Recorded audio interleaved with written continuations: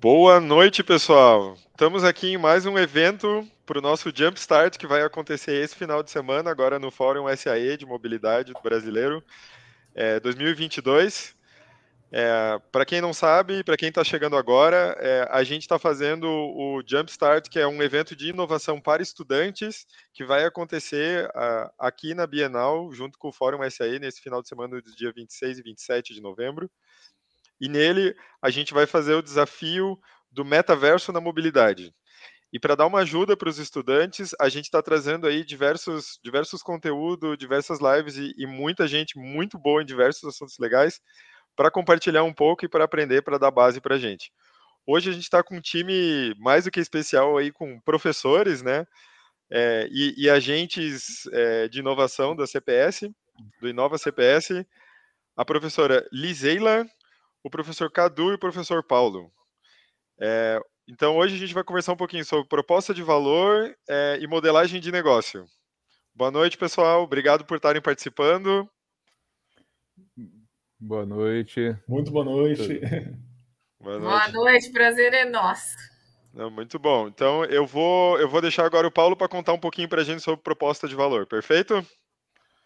Ok. Então, vamos lá.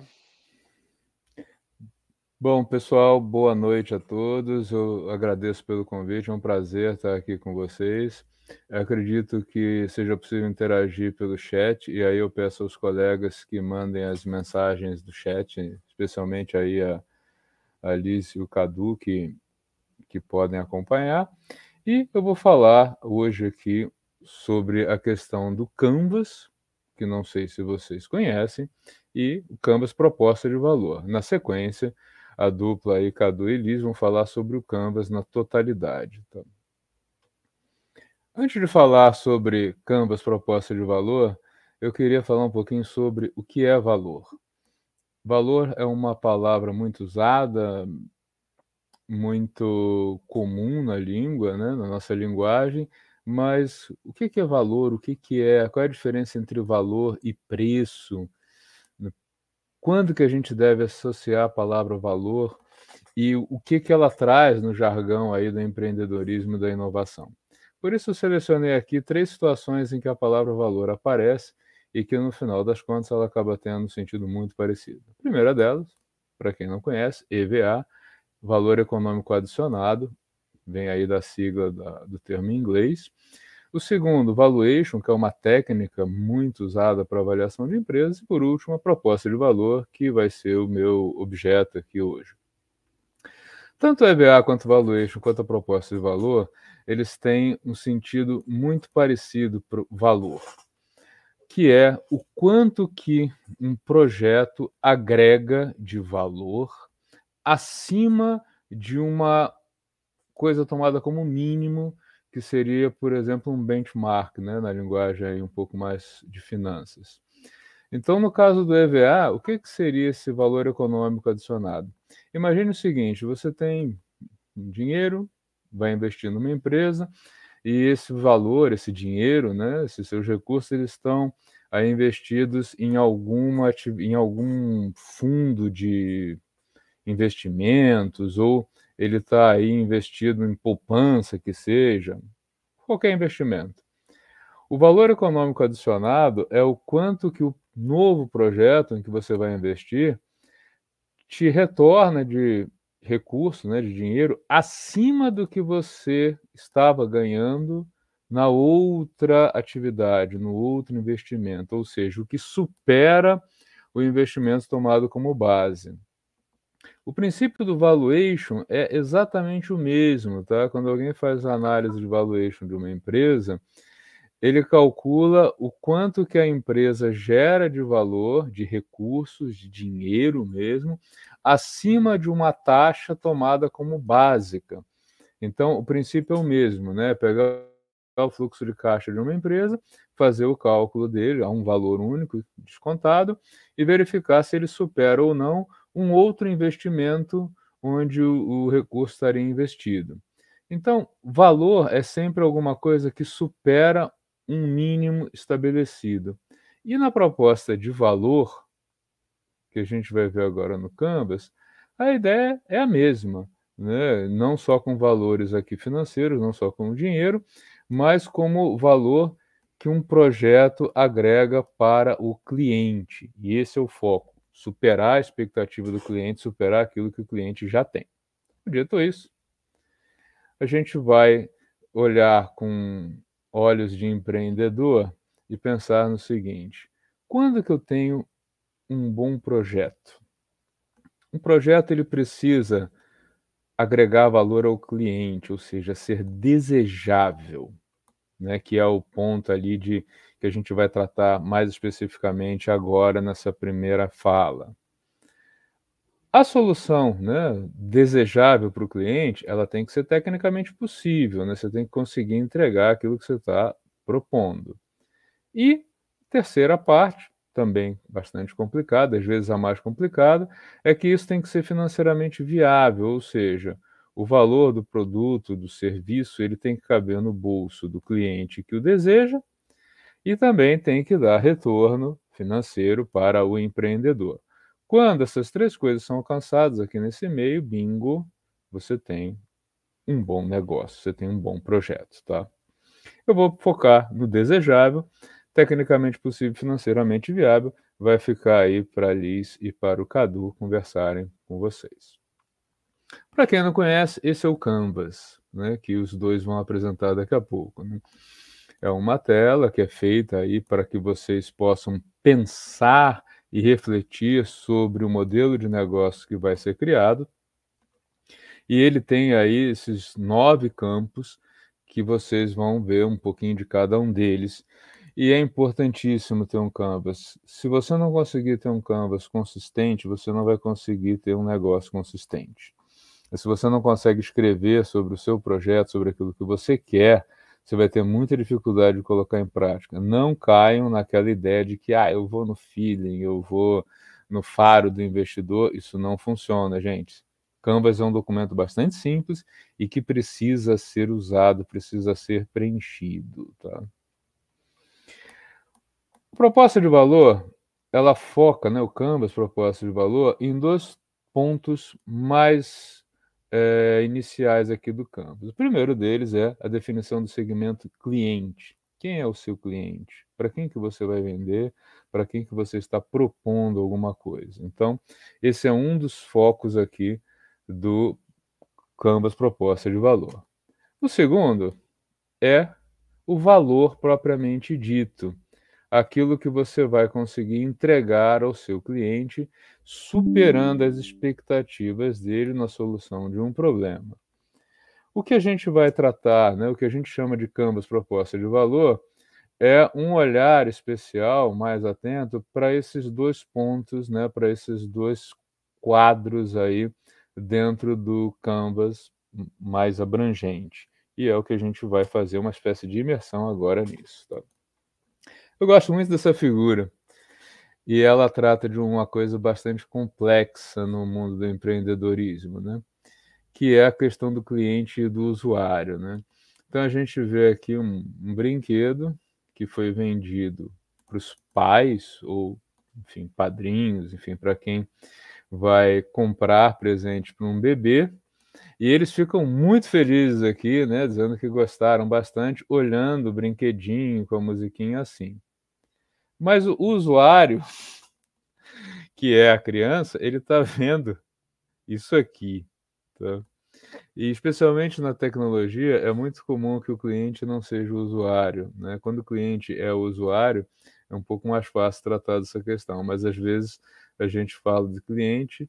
Imagine, por exemplo, numa escola, né, numa escola aí, até o ensino médio, né, privada, quem é o cliente? O cliente são os pais, né, que estão pagando pela mensalidade e estão colocando o filho na escola. E eles têm expectativas com relação ao que essa escola vai promover para os seus filhos.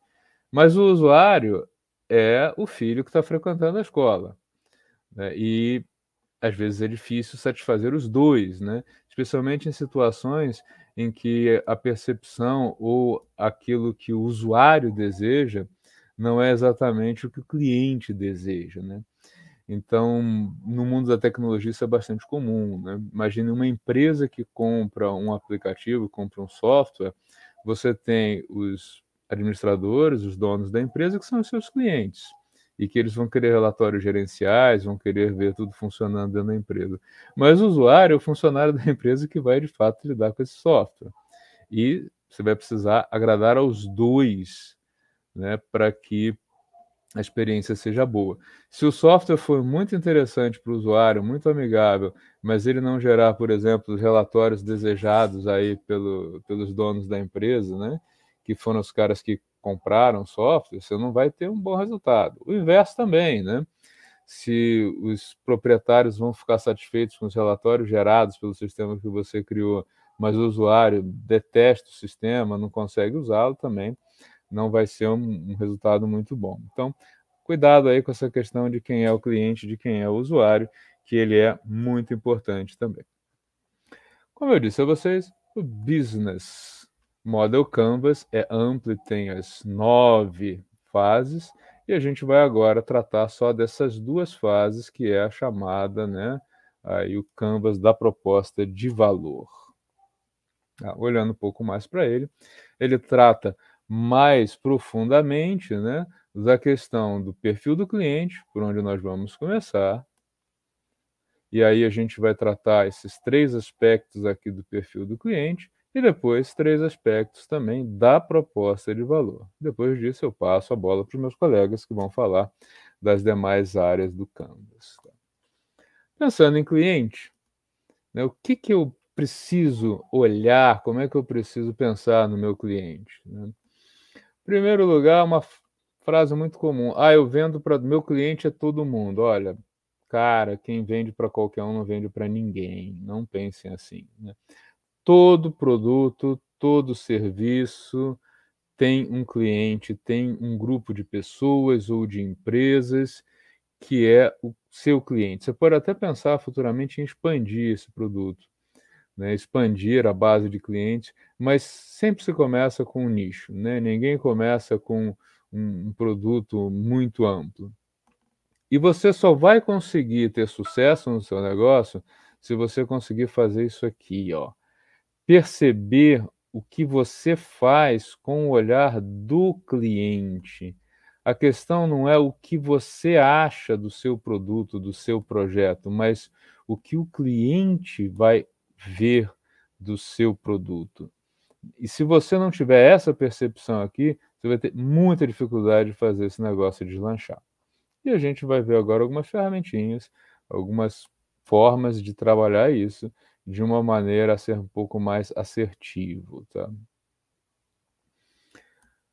E já a proposta de valor, que a gente vai ver, né, com profundidade na sequência, depois do cliente, se resume no seguinte, né? Agora que eu vejo como o cliente olha o produto, eu posso pensar no seguinte: o que você vai de fato entregar para o cliente? Como é que o cliente vê aquilo que você está fornecendo para ele?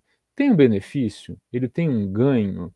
Essa oferta de valor é maior do que ele já tinha? É maior do que os concorrentes oferecem, vão oferecer? São perguntas importantíssimas de serem respondidas para que o negócio tenha sucesso. Então, vamos agora aí olhar para o cliente e pensar aí nas ferramentas que a gente vai usar. Opa, pulei um slide, deixa eu voltar. Ok. Primeira ferramenta que a gente sugere aqui ao lidar, né, com essa parte do cliente é a chamada de tarefas do cliente. O que seria isso? Fazer uma lista, né, fazer um estudo dentro do grupo de trabalho, pensar no seguinte: o que seus clientes fazem, né? O que eles tentam fazer, quais são as tarefas que eles tentam realizar ou completar e que eles não estão conseguindo ou que eles estão tendo uma experiência desagradável fazer isso. Ou seja, como é que é o dia a dia desse seu cliente? Né? O que ele faz, o que ele pensa, quais são os problemas que ele tem no cotidiano dele e quais são as necessidades que ele tem que não estão sendo satisfeitas, tá? Isso vale para pessoas, isso vale para empresas também, tá?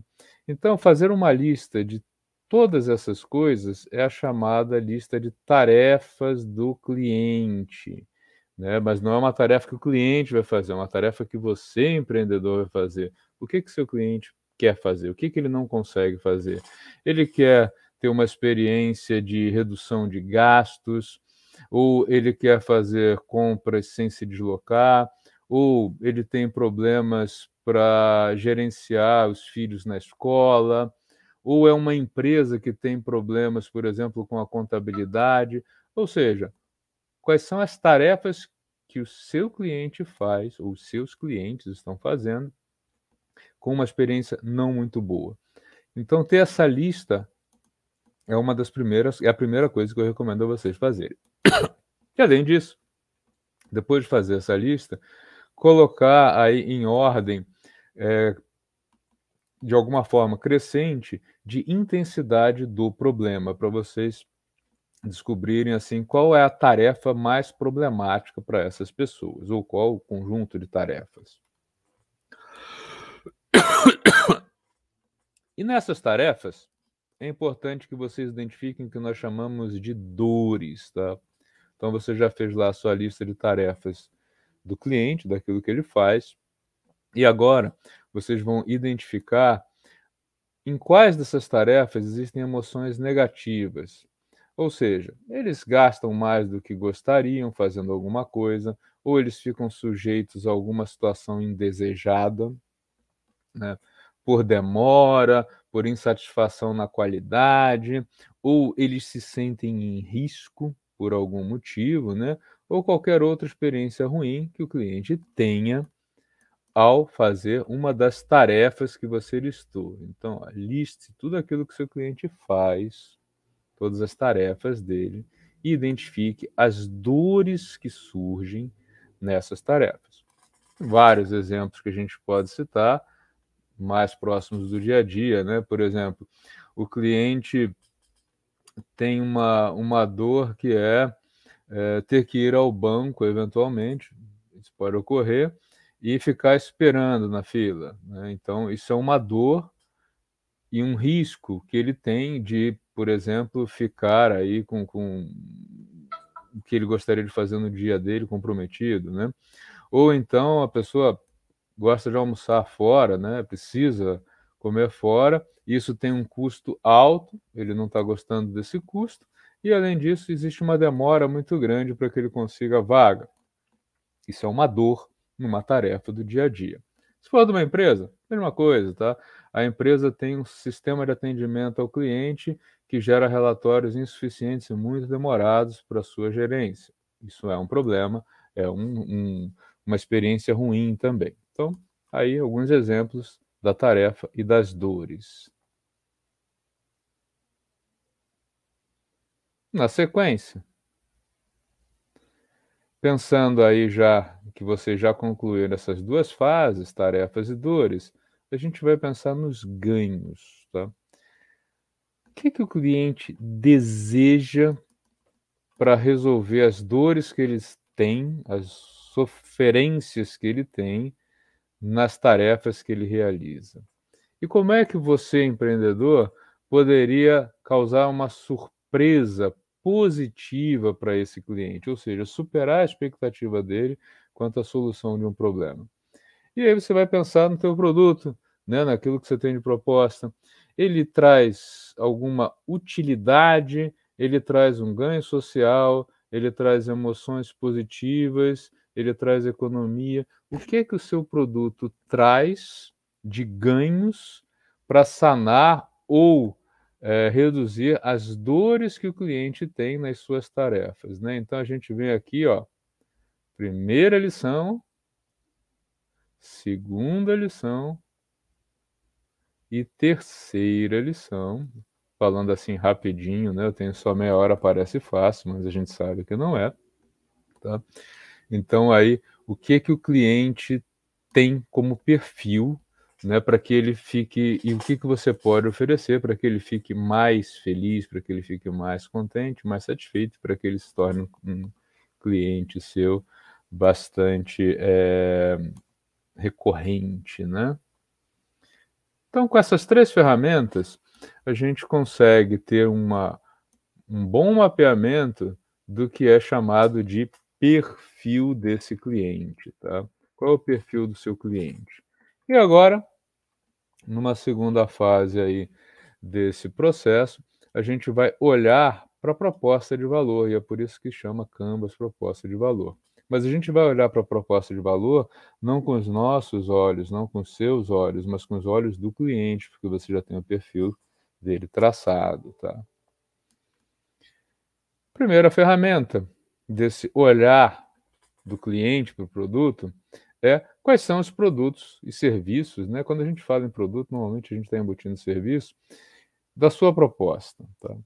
O que ela oferece para o cliente em termos de tarefas que ele vai realizar? Né? Ou seja, onde é que aquilo que você está oferecendo se encaixa no cotidiano desse cliente? E aquilo que você está oferecendo satisfaz as necessidades desse cliente, né? Faz ele dar um pulo de alegria ou dar um salto de qualidade no cotidiano dele? Quanto maior for essa satisfação, melhor. Porque se você oferece um produto que não resolve problema nenhum do dia a dia do cliente, não agrega nada no cotidiano dele, você tem poucas chances de sucesso, tá? Então, aí, com o olhar do cliente, não com o seu olhar, mas com o olhar do seu cliente, olha para a lista de produtos e serviços que você oferece.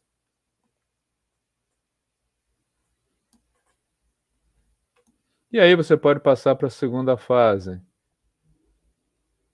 O que você está oferecendo alivia, é um analgésico para as dores do seu cliente ou é uma solução definitiva? Né? Porque se os seus produtos e serviços são vistos por ele como alguma coisa importante, o quanto que você consegue aliviar as dores do seu cliente, né? O quanto que você elimina de emoções negativas, de custos indesejados, de situações indesejadas, de riscos que os clientes vivenciam ou já vivenciaram. Depende da área, né? Claro que é uma variedade muito grande aí de projetos, mas aliviar a dor do cliente, você precisa, para aliviar a dor do cliente, você precisa ter todo este olhar do cliente, não é o que, repetindo, gente, não é o que cada um de nós achamos do produto, mas é o que o cliente acha do produto. Esse que é o ponto importante, tá? E aí a gente vai para a última fase dessa ferramenta, que é o meu produto, então, ele traz um ganho para o cliente, né? Ele é um agregador de valor, né? Ele gera benefícios de fato positivos para o cliente. O meu cliente percebe que o produto é útil, é funcional, traz um ganho social para ele, traz emoções positivas ou até mesmo uma redução de custos. Tá? É possível isso? Se o seu produto, de acordo com o olhar do cliente, for satisfatório, você tem um belo projeto e uma boa chance de ter sucesso aí no seu negócio. Tá? E aí você vai ter uma empresa de sucesso, não no seu olhar, não sob a sua ótica, mas sob a ótica dos seus clientes. Então, vamos recapitular. Ó. Primeira coisa, perfil do cliente. Quais são as tarefas que seu cliente realiza no dia a dia? Como é que é a vida dele? Nessas tarefas, quais são as dores, né? Quais são os incômodos? O que, na visão do cliente, daquilo que ele faz no cotidiano dele, não é legal e não está bom? E quais são os ganhos que ele espera para sair de uma situação de desconforto e ficar feliz? Com isso, você tem a visão do cliente. Agora, com essa visão, você vai olhar para a sua proposta e ver se os seus produtos e serviços se encaixam naquilo que ele deseja. Se esses produtos e serviços aliviam as dores, os incômodos desse cliente e quais os ganhos que as suas soluções estão trazendo para ele. Conseguiu isso? Gente, sucesso! Bota a empresa para rodar no mercado e você vai ter um belo negócio pela frente. Ok? Eu agradeço a vocês aí pela atenção. Deixo aqui meus contatos no YouTube, no LinkedIn, também no Instagram. Lá no primeiro slide também tinha no meu e-mail, bastante fácil me encontrar. E agora, meus queridos colegas de Inova, Alice e o Cadu vão dar continuidade aí, vão falar sobre as demais partes do Canvas. Fantástico, professor Paulo. Acho que foi super importante o que você compartilhou. Lembrando que a segunda entrega que eles vão ter que fazer amanhã é justamente o Canvas de proposta de valor. Então, acho que é um conteúdo fundamental aí. Professora Eliseila e Cadu? Tá subindo Tá o subindo? material. Então, tá. Acabou já. Pode. Pensei que fossem os balãozinhos que estavam subindo só. Muito bom. Conta pra gente um pouquinho agora sobre a parte de modelagem de negócio, então. Então tá bom. Eu vou só me apresentar, eu, Cadu, e aí eu vou deixar o Cadu falar um pouco e às vezes eu atrapalho o Cadu um pouco, tá bom, gente? Bom, meu nome é Eliseila, também sou agente de inovação, né, do Centro Paula Souza. A gente já trabalha há algum tempo com modelagem de negócio e o Carlos Eduardo Damião, o nosso Cadu, né, é o nosso, a dupla dinâmica hoje aqui, Elise e Cadu, né? Vamos lá. Então tá bom. Se apresenta você também, Cadu, fica à vontade. Fica à vontade. Tá joia. Eu só queria desejar aí uma ótima noite a todos que estão acompanhando essa nossa fala do professor Paulo, que foi muito relevante. Agradeço a ele pela introdução, inclusive, com a proposta de valor, e agradecer aí essa parceira tão valiosa. A Liz realmente tem um conhecimento muito relevante em relação à proposta do modelo Canvas. Inclusive, ela é responsável, né, pelo módulo na Escola de Inovadores. Então, hoje a gente vai trabalhar aí esse conteúdo de uma maneira assim, revezando aqui as ideias, revezando aí o conceito, para ajudar nesse desenvolvimento. Eu vou só fechar um pouquinho a minha câmera, que talvez ela esteja travando um pouco, mas a gente dá início aqui então à nossa explicação. Bom, Carlos, o Cadu, fica à vontade. Se você quiser já começar, ou se você quiser que eu faça esse inicinho aqui e depois você pega. Pode ser, tudo bem. Bom, gente, a gente veio falando aí do Paulo, né, com a questão do Canvas, da proposta de valor, que assim, faz com que a gente comece a pensar, né, no que a gente entende que o outro tem de dor e o que o outro sente, né? Então, indo nessa linha, uma das coisas que a gente precisa, né, quando a gente faz todo esse levantamento, que a gente desenha lá naquele mapa que foi passado para vocês com que o Paulo passou, a gente tem que depois fazer a gente registra isso, né, no Canvas, que é esse que nós vamos mostrar para vocês, mas ao mesmo tempo a gente depois vai ter que validar isso, que é a questão de será que o que eu estou pensando que é de fato, né? E indo com esse raciocínio, eu trago aqui para vocês essa fala do Peter Sims, que diz que a escola tradicional ensina a não errar, e isso amedronta o indivíduo a arriscar. Mas é arriscando e se sujeitando a falhas que a gente alcança a inovação. Então, a partir do momento que a gente vê problemas, né, em alguns lugares e busca solucionar esses problemas, a gente não vai conseguir, na primeira, acertar a solução, né? Provavelmente nós vamos errar bastante antes para depois a gente acertar. Então, nesse sentido, é que quando a gente busca o desenvolvimento de soluções, a gente não pode ter medo de enxergar algumas coisas erradas, né? A gente precisa ter em mente que existe um problema que precisa ser resolvido e esse é o nosso foco. Agora, a ideia que a gente tem de solução ela nem sempre está ainda adequada ao que o próprio consumidor, cliente, usuário deseja. E para isso a gente vai ajustando, né, para poder desenhar a melhor solução e que vai atender às necessidades, né, desse cliente ou desse usuário, tá bom? Então, o sucesso é constituído aí de 99% de fracasso, né? A gente fala bastante isso para os nossos alunos, justamente para entender que fracasso, no sentido, nesse sentido que a gente está dizendo, são as tentativas e erros que a gente tem, e que isso vai acontecer demais a conta na vida da gente, né? A vida da gente é repleta de suor, né? E não só de glamour, né? Como diz o outro.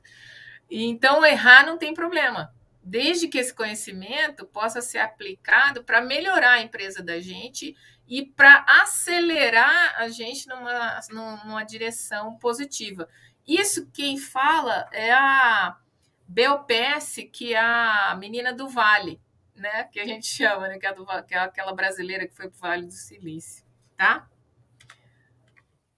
Deixa eu ver aqui. Então, as necessidades que não são atendidas é que a gente tem que se preocupar, né? Tem muita gente que chama de dores para sanar, expectativas, né, que não foram realizadas. Então, contudo, tudo é possível para quem está disposto a buscar soluções para problemas do cotidiano das pessoas, das empresas e da sociedade como um todo, que é o que vocês estão aí nesse desafio aí, pelo que a gente tá vendo do trabalho que vocês estão realizando. Cadu, contigo. Vamos lá. Bom, depois dessa introdução que eu achei assim muito pertinente aqui ao nosso discurso, inclusive a forma pela qual a gente quer estimular vocês para que estejam preparados para aprender com todas as ocasiões, com todas as realizações, principalmente com o erro, para que a gente não tenha realmente o medo de arriscar, né, que a professora Eliseila aqui destacou tão bem. Então a gente vai entrar aqui nessa questão do modelo de negócio, que nada mais é do que uma representação dos processos de uma empresa, de como ela vai oferecer valor aos seus clientes, obter lucro e se manter de forma sustentável ao longo de um determinado período. Basicamente, a ideia com o modelo de negócios, principalmente por parte aí do seu autor, o Alexander Osterwalder, ele tem a premissa de você poder visualizar o seu modelo de negócio de uma maneira mais dinâmica, para que você tenha a noção, a ciência de tudo aquilo que você vai precisar para que ele tenha sucesso. Então, é por isso até que ele descreve aqui, modelos de negócio descrevem a lógica de como uma organização cria, captura e entrega valor. Então, olha só que interessante, vocês vão ver aqui, principalmente com essa frase, que o valor, a proposta de valor, com todos aqueles detalhes que o professor Paulo destacou, tem a ver com o modelo Canvas em si, com os 9 blocos que o compõem, sendo que a proposta de valor acaba sendo a coluna central, literalmente. É o coração realmente que vai estar aí voltado para atender os valores que vão guiar o seu propósito enquanto empreendedor, enquanto empreendedora, e também os valores que você vai entregar para os seus clientes, para os seus segmentos de clientes, de acordo com a necessidade que eles possuírem, de acordo com as necessidades, as dores que precisarem ser sanadas. Então, aqui, Cadu, eu vou fazer essa introdução do scope e aí você entra no Canvas, tá bom? Vamos lá, ok.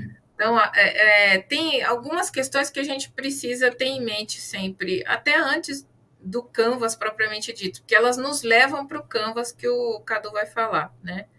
Uma delas é o problema, ou seja, o que a gente está olhando aí, né, que precisa ser resolvido, que necessidade que não está sendo atendida, né? Ou o que você está observando nesse segmento de cliente que não foi resolvido ainda pelos concorrentes. Então, a gente precisa definir que problema que a gente está enxergando, né? Então, para isso, a gente precisa desenvolver uma solução para esse problema. Então, como é que nós vamos fazer isso? O que tem de novo nisso que nós estamos fazendo como solução, né? Por que a gente está focando nessa solução que a gente está desenhando, né? E tem alguém dentro do nosso time que conhece essa área que a gente está desenvolvendo a solução? São coisas que a gente precisa se perguntar antes de efetivamente partir para cima, né? Então, você vai respondendo essas questões e você já vai levantando uma série de informações. E aí, a gente tem que pensar, né, que necessidade foi atendida pela solução que você está desenhando que ainda não tinha sido, né? Qual que é a diferença, né, da nossa solução, né, para o segmento de cliente? Se a gente não consegue ver essa diferença, esse diferencial, a gente tem que usar a criatividade para isso, tá? E aí, a gente precisa... Até vou ler aqui, porque eu acho que é legal isso. Observe que a sua solução responde ao porquê alguém deve fazer negócios com você. Olha só. Por que eles vão comprar a tua solução, né, ao invés do concorrente, por exemplo, que não está solucionando totalmente, né? Então, para a gente convencer as pessoas do que o nosso produto, o serviço, o processo é melhor, a gente precisa responder esse porquê aqui, senão a gente não consegue nem argumentar com eles sobre a nossa solução ter melhores condições de atender aos problemas que ele tem. Entender o mercado, né, também é importante, porque o cliente está inserido aí dentro desse mercado, é ele que tem o problema. O mercado tem o problema que você vai resolver, né? Então, você tem que considerar, né, são as pessoas que estão ali, são os clientes ou são os usuários que o Paulo tocou no ponto lá na proposta de valor. Se você já fez antes, você já tem parcialmente isso aqui respondido, né, Cadu? Com certeza. Porque o Paulo, lá no Canvas da proposta de valor, entrou exatamente nessas questões, né? A gente até tem que fazer um Canvas da proposta de valor para cada um deles, um para o usuário e um para o cliente, para você ter uma definição mais clara do que cada um, do potencial de cada um ali, né? E aí, a gente tem que entender, então, né, se existe produtos similares que estão sendo entregues para eles, dentro desse mercado, né?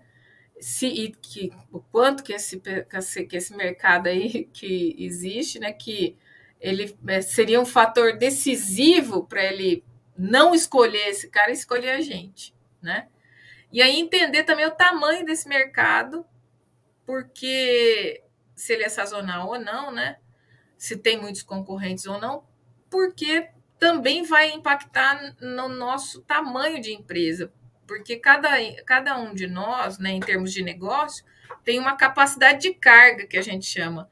O quanto você consegue atender dentro com a equipe que você tem ali dentro do seu grupo, né, dentro do seu trabalho, dentro da sua empresa, né? E aqui, uma das formas da gente enxergar isso com mais clareza, né, também quem são os concorrentes da gente, é a gente fazer essa relação dos concorrentes com as funcionalidades que esses clientes ou usuários necessitam e pontuando que cada concorrente tem, inclusive a gente. Ó, nós estamos aqui na coluna final. O que a gente faz e que os outros não fazem. Então, nesse exemplo aqui, dá para a gente até perceber que a nossa solução, ela praticamente vai ter que passar por uma série de revisões porque o concorrente 6 atende mais coisas do que a gente, né? Então, se eu quero que a minha solução consiga ser considerada pelo meu cliente, eu preciso atender no mínimo o que o meu concorrente está fazendo. Ou então, aquilo que eu vou fazer, eu tenho que fazer com um diferencial tão grande e que vai dar um impacto tão grande nos resultados do meu cliente que ele vai optar a ficar comigo mesmo que não tenha tudo que o outro tem, tá? Então, aqui é uma forma de explicar para vocês. Eu começo por aqui, descrevendo quais são o que você pretende entregar, né? Que são as funcionalidades.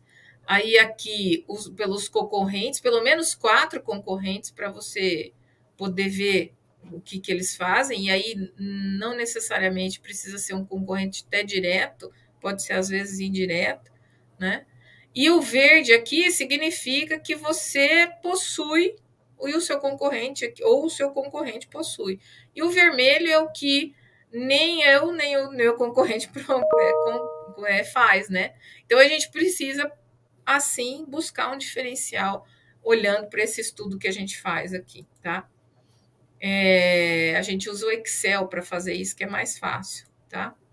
E aí, a última coisa desse escopo, antes de entrar no Canvas propriamente dito, é a gente pensar no modelo de receita, que é como que a gente vai ganhar dinheiro com essa proposta de valor que a gente vai oferecer. E a proposta de valor é essa solução, né? Então, ela envolve essa maneira da gente ganhar dinheiro com isso, envolve como... assim, como que eu sei o meu produto, como é que ele vai encontrar o meu produto, né? Como que eu divulgo isso para o meu produto e como é que eu entrego esse produto efetivamente para ele. Então, nessa entrega efetiva é que a gente faz a negociação, né? Mas eu preciso saber exatamente, né?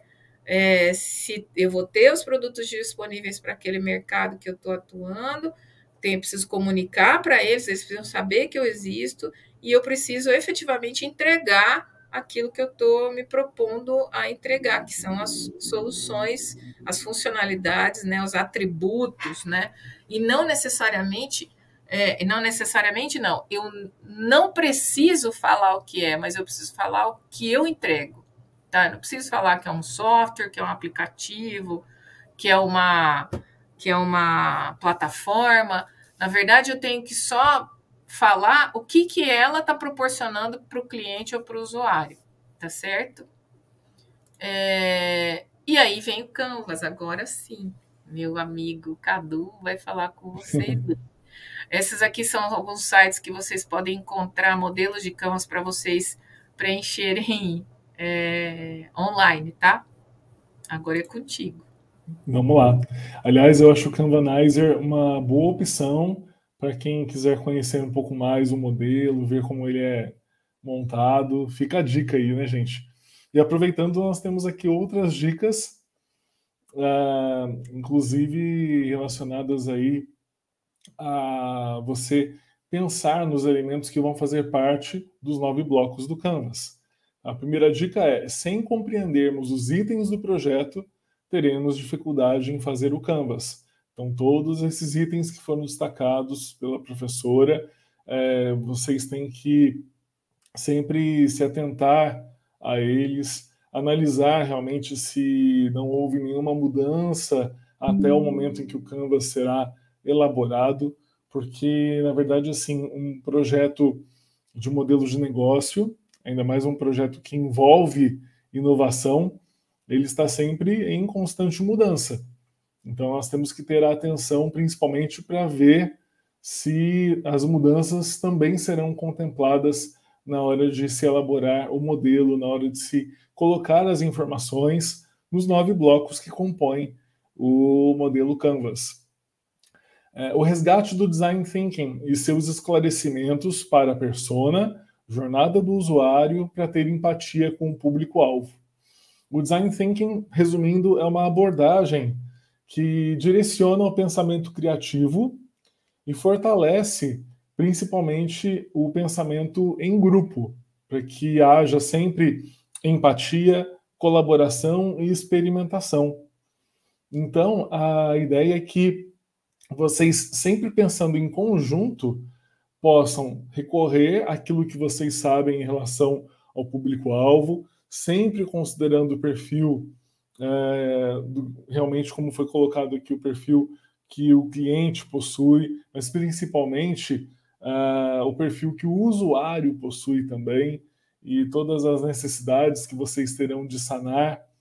E essa questão da empatia é que ajuda você a identificar a persona, que é um perfil específico desse público, faz com que você considere algumas características, um perfil que realmente apresenta elementos que eles possuem em comum, para você atender melhor o quê? Atender melhor as dores que eles possuem. A jornada do usuário também ajuda a identificar o trajeto que eles vão fazer com o produto ou serviço, como é, digamos, uma jornada ideal quando eles usam um produto e tudo dá certo, ou como é a jornada real quando você considera os possíveis problemas. E isso tudo ajuda você a, principalmente, experimentar, que é a questão que nós colocamos aí no início, para que vocês não tenham medo de arriscar, medo de tentar, porque isso para o empreendedor é fundamental. Uma outra questão importante para o Canvas: nele deverão constar expressões curtas. A gente não usa, digamos, produção de texto nos campos do Canvas. A gente usa tópicos, expressões curtas. Por quê? Porque isso facilita o fato de que ele é dinâmico, que a gente tem que registrar as informações nele de uma maneira mais sucinta, mais dinâmica, resumida realmente, para que ele ajude a pensar melhor sobre o modelo de negócio como um todo.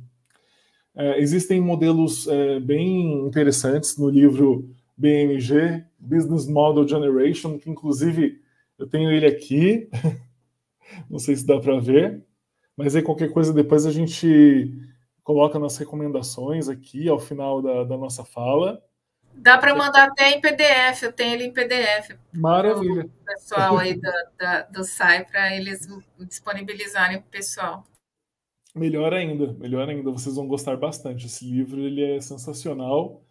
E além disso, gente, lembrem-se de que todas as informações do Canvas são hipóteses, até que vocês validem essas hipóteses. Então é tudo muito baseado na experimentação, como a gente colocou ali na primeira dica.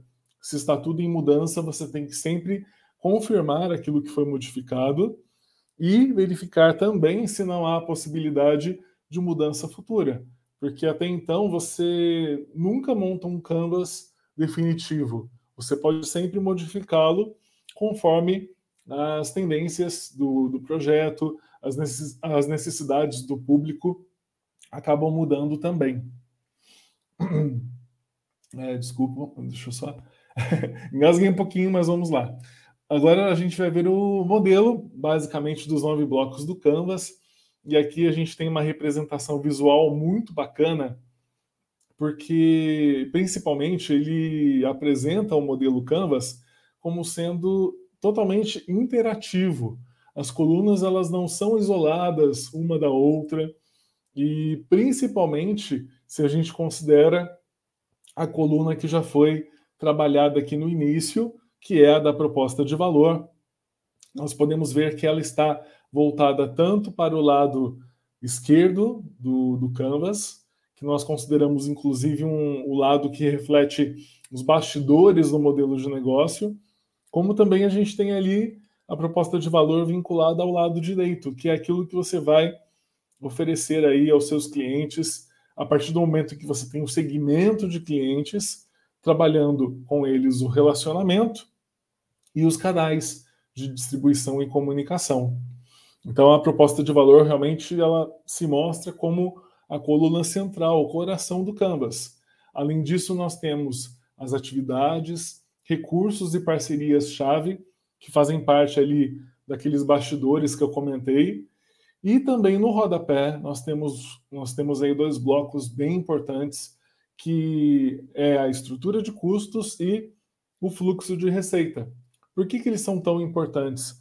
É porque aqui que nós vamos considerar as despesas, os custos da empresa e como que você obtém receita.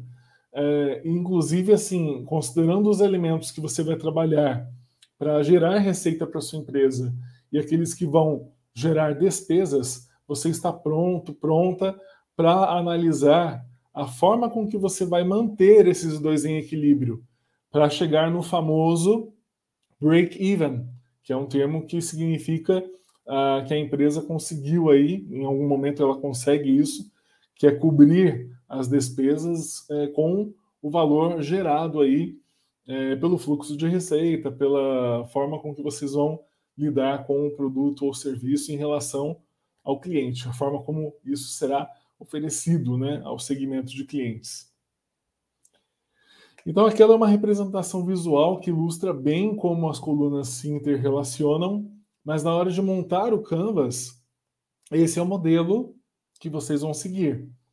E é um modelo muito flexível. Qualquer que seja o plano, uma lousa, um quadro em branco, uma cartolina, uma folha sulfite. Já vi pessoas elaborarem até em guardanapo para mostrar para o investidor em meio a um jantar. Eles queriam mostrar o modelo de negócios e a pessoa ia lá e fazia um mini canvas no guardanapo. Isso tudo é válido, porque a função do canvas não é estética. O Canvas tem essa função realmente de facilitar a explicação, a visualização de como é o modelo de negócios de vocês. Então, a gente tem basicamente, na hora de fazer a montagem, a gente utiliza ali 1/4 da folha ou do plano que vocês tiverem, a gente reserva 1/4 dessa folha para o rodapé, que são os 2 blocos, estrutura de custos e fontes de receita. E aí depois o restante da folha a gente divide em 5 colunas verticais, sendo que a segunda e a quarta colunas são divididas ao meio. Basicamente aí nós temos o modelo desenhado do Canvas, né?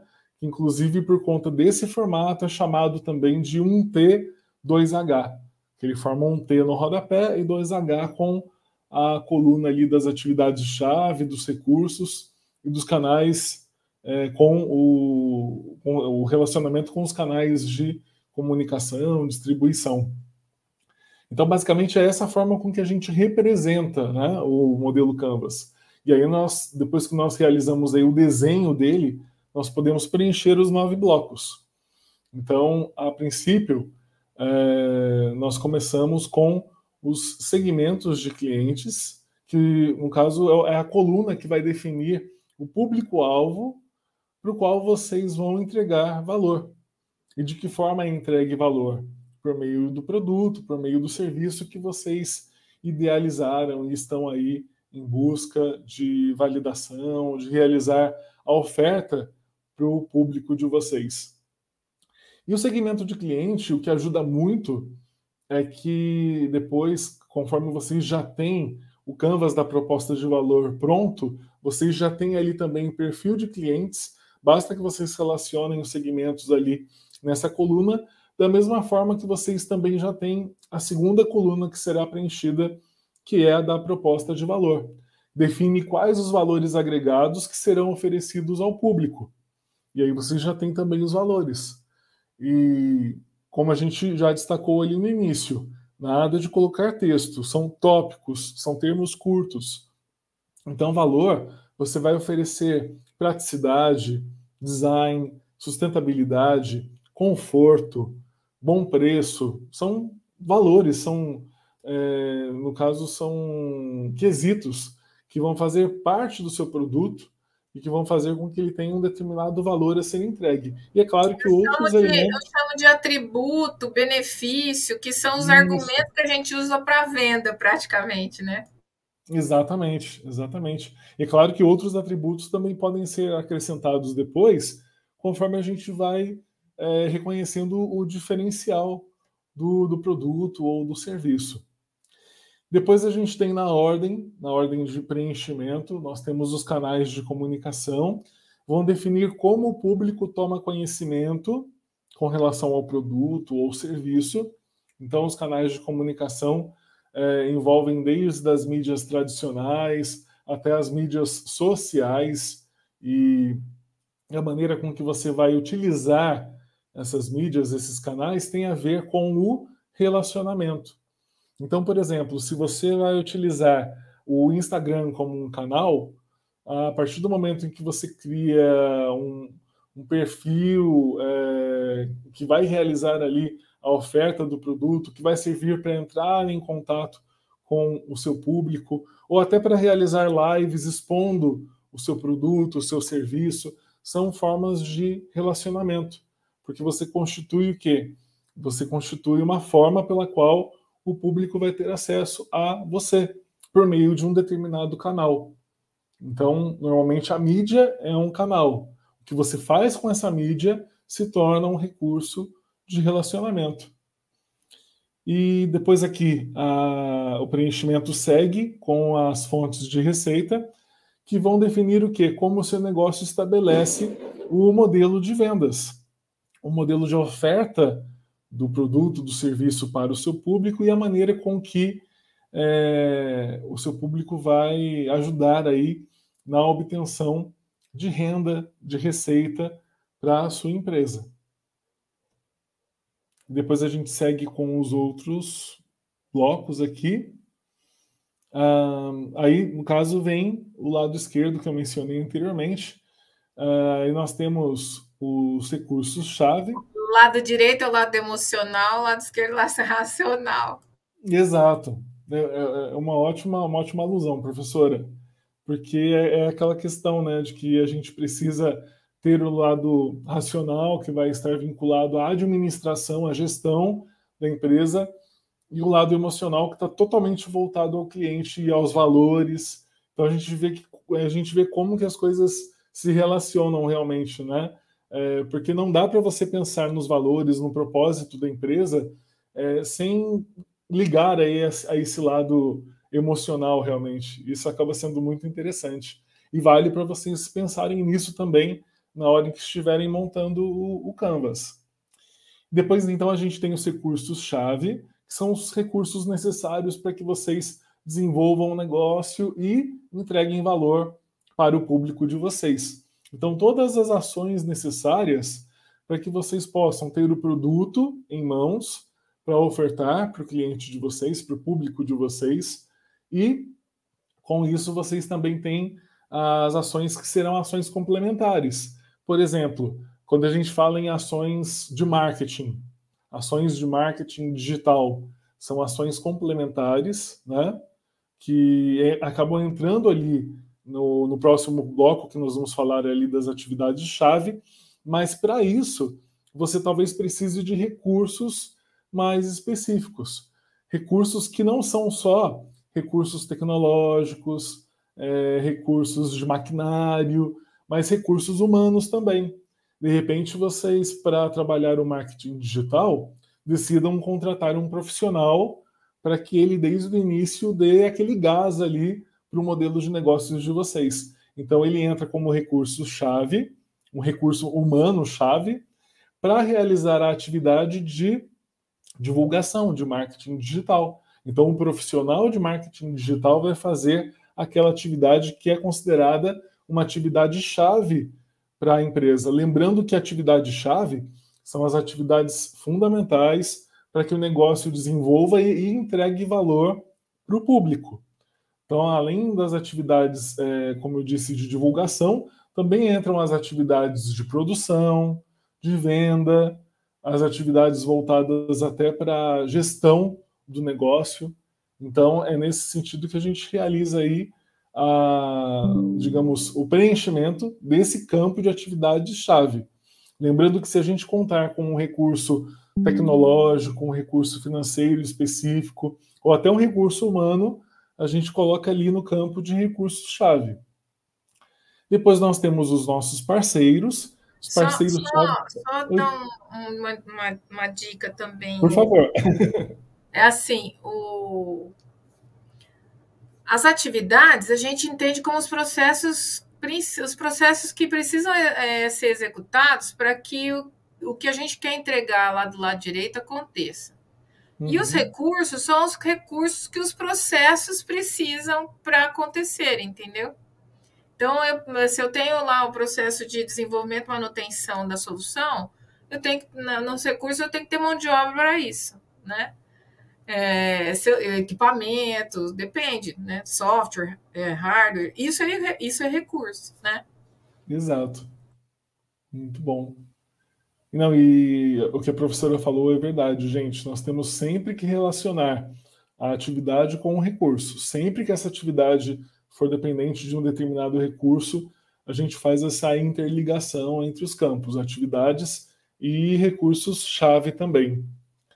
E aí nós temos o campo dos parceiros, que vai definir as parcerias para o desenvolvimento e entrega dos valores para o público-alvo. Então, todo parceiro que for fundamental para o negócio de vocês tem que estar nesse campo. Então, a gente acaba relacionando aí os fornecedores, outras empresas que acabam formando aí uma parceria para fortalecimento da marca, para fazer uma divulgação em conjunto, a questão de você ter aí o apoio de alguma organização sem fins lucrativos, uma organização governamental, o próprio governo no âmbito municipal, estadual, federal, eles entram como parceiros e vão ajudar vocês a entregar valor para o público que vocês estabeleceram lá com o segmento de clientes e também vão ajudar aí na entrega dos valores que vocês colocaram na coluna central da proposta de valor. E por fim nós temos os custos ou estrutura de custos, que é a parte final aí do Canvas, em que você define quais são as origens dos principais custos para o desenvolvimento de ações que serão aí fundamentais à empresa.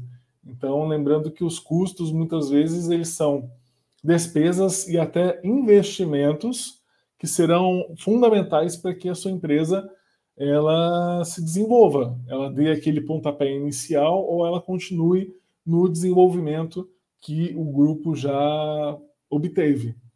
Então, vocês veem que o Canvas ele tem essa questão de você poder utilizar ele em vários momentos. Uma empresa no início aqui, a sua estrutura de custos vai estar totalmente voltada ao lançamento de produto, à compra de recursos que serão aí fundamentais para a empresa conseguir iniciar as suas ações. E depois, quando ela estiver já em desenvolvimento, em tração, né, com os seus clientes e operando a todo vapor, ela acaba tendo outros custos, ela acaba tendo outras atividades que acabam sendo agregadas aí ao modelo. Mas, basicamente, são esses os 9 blocos e essas as formas de preenchimento desses blocos do modelo Canvas.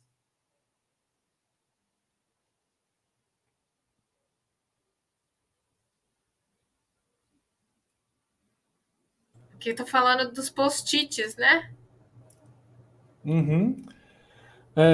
Basicamente, assim, como a gente falou, nós usamos termos, tópicos. Então, se tudo é mais curto, mais dinâmico, o post-it ele acaba reforçando essa ideia, né?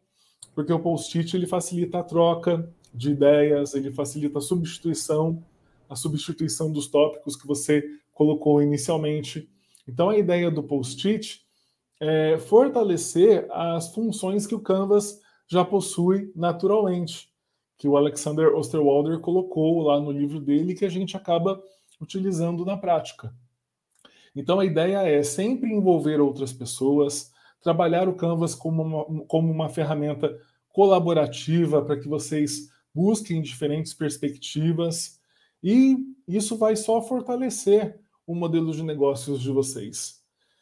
A ideia é não escrever direto no Canvas, como a gente já apontou aqui, porque o post-it ele acaba tendo essa facilidade em colocar e tirar ideias no quadro. E como o modelo de negócios está sempre em construção, o post-it facilita esse processo. E o Canvas ele mostra resultado. Então, a ideia aqui, no final das contas, é você ter um modelo que ajuda você a comunicar facilmente a ideia. Por isso, o caso até da pessoa que chega a desenhar em um guardanapo para mostrar para um investidor, porque o modelo tem essa flexibilidade, você pode utilizar o plano que você tiver no momento, mas de preferência que você tenha aí, digamos, um local em que todos possam interagir, colaborar e utilizar, inclusive, os post-its que foram sugeridos. Outra questão bem importante, o post-it facilita a mudança de ideias, imagens podem ajudar, muita gente, até lembrando um pouco o esquema dos mapas mentais, dá para você usar, por exemplo, desenhos, símbolos, que vão reforçar a sua ideia, e aí você pode adotar isso no post-it.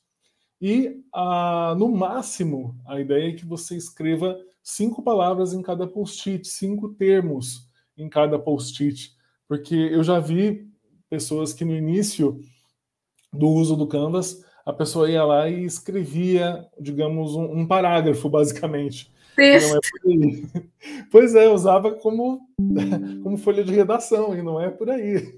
O post-it ele serve para, como a professora Eliseila colocou, é para você utilizar com termos, palavras curtas e no máximo 5 por post-it.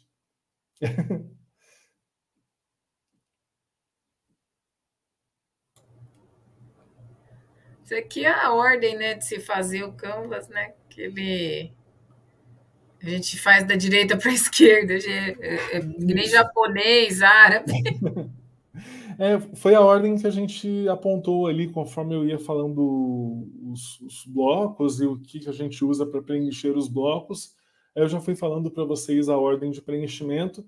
Então, assim, nesse panorama fica ainda mais claro, né? Fica bem legal. Cadu, eu acho que eu vou ler para você. Você está conseguindo ler? Não, mas por favor, fica à vontade. Não, eu vou, porque eu acho que fica mais fácil aqui, porque Então é o seguinte, esse é o Canvas do Nubank, tá, gente? Então ele colocou lá para eles como segmento de mercado, isso é a visão do Nubank, tá? Às vezes a nossa interpretação não é a mesma que eles, tá? Mas a gente tem que respeitar o que eles pensaram.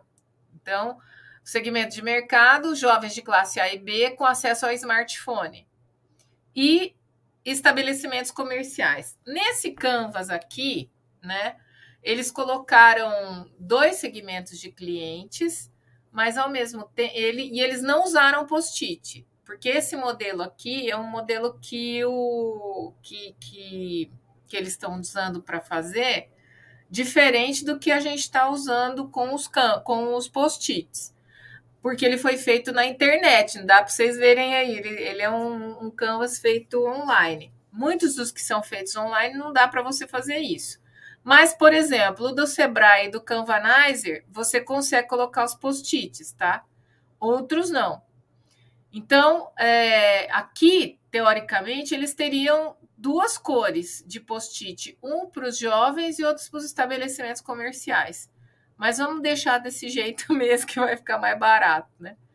A proposta de valor, ou seja, o que eles vão entregar para esses segmentos, principalmente para os estabelecimentos comerciais e para os jovens, né?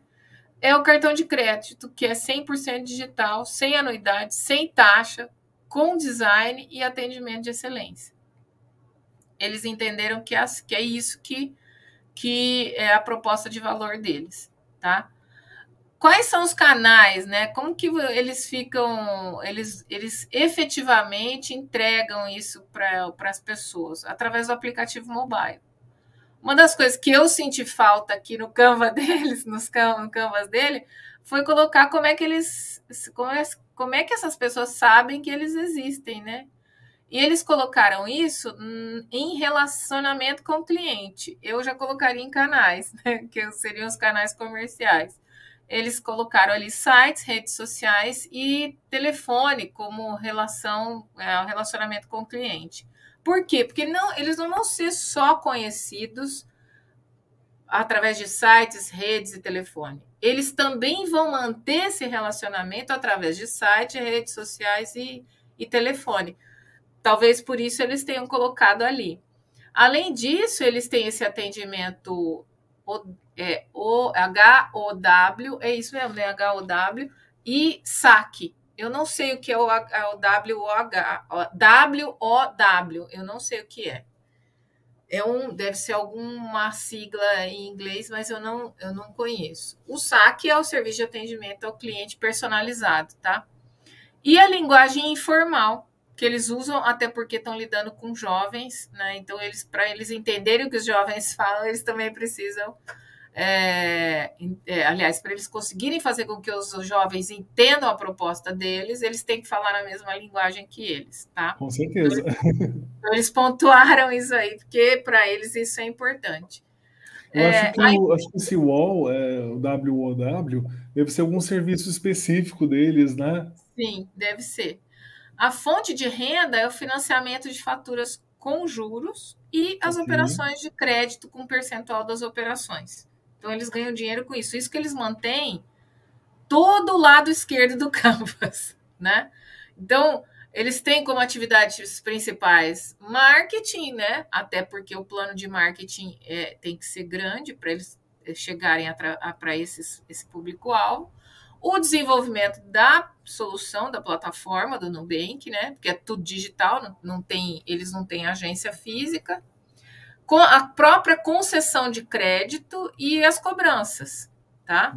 E para fazer tudo isso, eles precisam de quais recursos? Uma cultura, né, até de inovação por conta dessa questão que é mais digital, né, que eles têm, né? As pessoas, a própria marca Nubank, como sendo idônea, né, que é uma das coisas que eles têm que ter isso forte, porque é isso que vende também. Banco, principalmente, né? Vou me associar a um banco que... Associar não, vou ter conta num banco que está quebrando, pelo amor de Deus. Né? E a tecnologia. Tecnologia, que tipo de tecnologia? Todos os softwares e hardwares e comunicação de dados, voz e imagem está ali dentro, tá? Eles consideram como principais parceiros o Mastercard, como bandeira de cartão, e os fundos de investimento, tá? E como estrutura de custos, olha o que ele coloca. Olha lá o que ele coloca. Quando ele fala pessoas, ele precisa de pessoas também para o marketing, tá vendo? Então, ele colocou pessoas para o desenvolvimento, para o marketing, para a concessão de crédito, para a cobrança. O plano de marketing em si, que é caro para caramba, né? A tecnologia que eles têm que desenvolver. O produto em si, que eles têm que entregar o cartão para a gente, né? E o atendimento. Então, ele precisa de gente específica para isso, né? Essa troca de dados e tal, eles colocaram ali um atendimento. Então, dá para a gente ver, então, aqui como é que fala? O Canvas do Nubank preenchido aqui, tá? E aí, ó, só para vocês terem uma ideia, o Nubank tem hoje mais de 23 milhões de clientes, mais de 36 milhões de pessoas no Brasil pediram cartão de crédito, 17 milhões têm uma conta no Nubank, né? Aproximadamente 70% dos clientes têm menos de 36 anos e mais de 2.400 funcionários dos escritórios de São Paulo, Berlim, Cidade do México e Buenos Aires. Agora é você. Maravilha, esse exemplo aí foi bem interessante mesmo da Nubank e para a gente inclusive verificar, né, a forma como o preenchimento é feito de acordo com as orientações que a gente passou antes, né? E aí para reforçar essa questão do modelo de negócio, nós devemos sempre ter em mente que ele deve ser encarado como um conjunto de hipóteses a serem testadas em contato com o consumidor. Então foi o que a gente até colocou ali na hora de falar sobre a forma com que você vai sempre estar experimentando com o Canvas, diz respeito a isso, porque um Canvas ele não é definitivo, ele é um modelo que vai sempre refletir um estado atual da empresa de vocês, do modelo de negócio que vocês estão iniciando ou desenvolvendo. Portanto, a ideia é teste seu modelo, faça pequenas apostas, converse com as suas ideias, faça prototipação, aprenda rápido, fale cedo e revise o seu modelo constantemente. Essa questão de falhar cedo quanto mais cedo você falha, mais cedo você pode corrigir o erro e aprender com ele, e com isso fazer os aprimoramentos necessários para continuar girando aí com o seu modelo de negócio, fazendo com que ele esteja sempre oferecendo o melhor para o seu público. Cadu, o Paulo falou o seguinte, Mimos Nubank. O início dos atendimentos WOW em 2015, quando o atendimento OW surgiu, eles partiram para uma premissa básica. Todo expert, como a gente chama o nosso time de atendimento, que é o time do Nubank, né, poderia enviar presentes para um cliente por mês, junto com uma cartinha escrita a próprio punho. Então, isso é a estratégia WOW que o Nubank usa, tá bom? Poxa, que legal, que legal. Muito legal, também não tinha prestado atenção nisso. Gostei muito, uma ótima estratégia. Então, pessoal, agora a gente deseja para vocês sucesso aí nessa empreitada aí com o desafio de vocês, né? Cadê o Marco para socorrer a gente aqui? Oi, pessoal. Oi, pessoal. Oi. Nossa, muito boa essa aula de vocês aí, e eu acho que esse material é importantíssimo ficar guardado para o pessoal consultar. A gente manda, acho que eu mandei, eu não sei se eu mandei. A gente vai compartilhar no nosso Discord também, e vai ficar essa gravação aqui no nosso canal. E eu gostei muito de que vocês fizeram várias vezes e que na prática a gente percebe que é isso mesmo, né? São hipóteses, tudo são hipóteses, todo post-it você tem que validar. Então, e é muito normal a primeira vez que a gente preenche qualquer canvas é tentar, eu vou preencher o canvas mais lindo do mundo de primeira, e todo mundo fica tentando acertar, e não vale a pena gastar energia tentando ficar acertar, né? Sai, vai lá, valida e volta, e atualiza, volta e atualiza. E acho que esse é um mindset meio contraintuitivo antes da gente começar a fazer esse tipo de trabalho, que depois vai que é uma beleza, né? Mas muito bom, pessoal. Tem alguma última dica que vocês gostariam de dar para eles amanhã? Errem. Perfeito. E corrijam. E corrijam. Errem o mais rápido possível para corrigir o mais rápido possível. Tem que ser assim, na bacia das almas. Nossa, mas muito bom, pessoal. Obrigado mais uma vez.